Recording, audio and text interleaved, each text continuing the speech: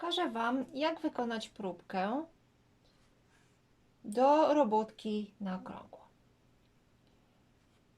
U większości osób próbka robiona na płasko i próbka robiona na okrągło będą się różniły.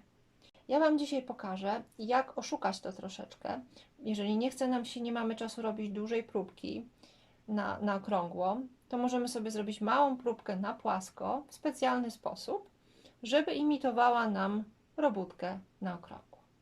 Jak to wykonujemy? Musimy mieć albo druty na żyłce, albo takie druty skarpetkowe double pointed needles. I teraz jak to robimy?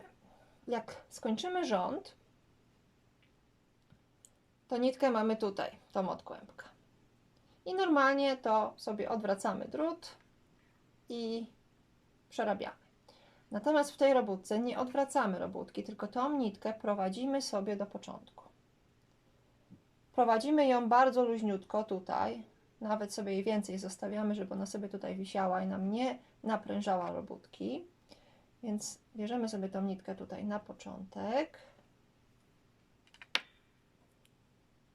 i przerabiamy takim ściegiem, jak potrzebujemy mieć próbkę, trzymając cały czas tą niteczkę tutaj sobie z tyłu. Jeżeli tą nitkę weźmiecie luźno, zostawicie sobie tutaj, to ona Wam nie ściągnie tej próbki i będziecie mogli łatwo i wiarygodnie zmierzyć ilość oczek i rzędów.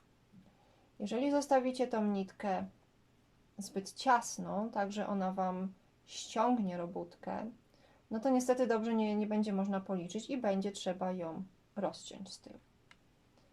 No i to spowoduje, że włóczka będzie, ten kawałek włóczki, który użyłyście na próbkę, będzie do wyrzucenia, ponieważ będzie pocięty i będzie w małych kawałkach.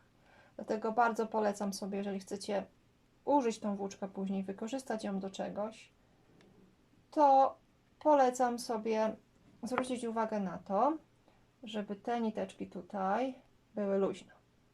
Widzicie? Za każdym rzędem mi zostaje taka nitka. I próbka wygląda tak.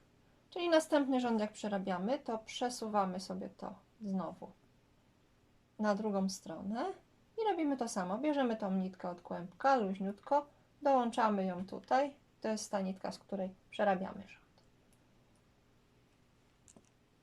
I w ten sposób bardzo dobrze imituje robienie na okrągło.